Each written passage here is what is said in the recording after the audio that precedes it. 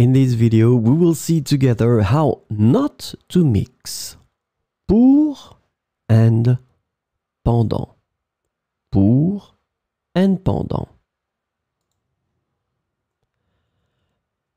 So pour and pendant are quite close, but still they are different, and we will use them in different situations. So we will see that in this lesson. So let's start with pour. So the important thing with pour is that it is used to express a duration in a planned future.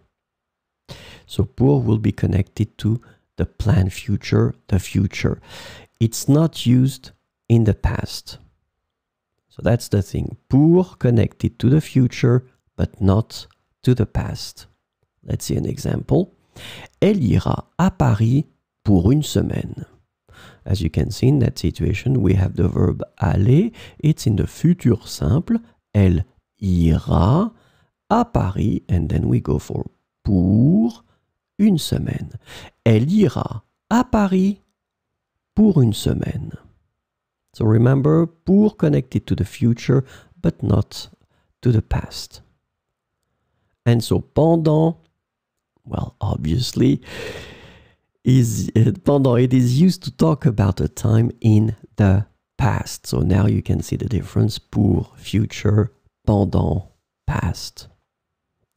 Elle est restée à Paris pendant 3 ans.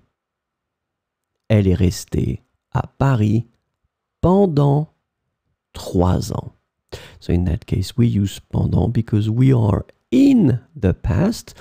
We're using this passé composé form of rester. Elle est restée, so we are in the past. Elle est restée à Paris pendant 3 ans.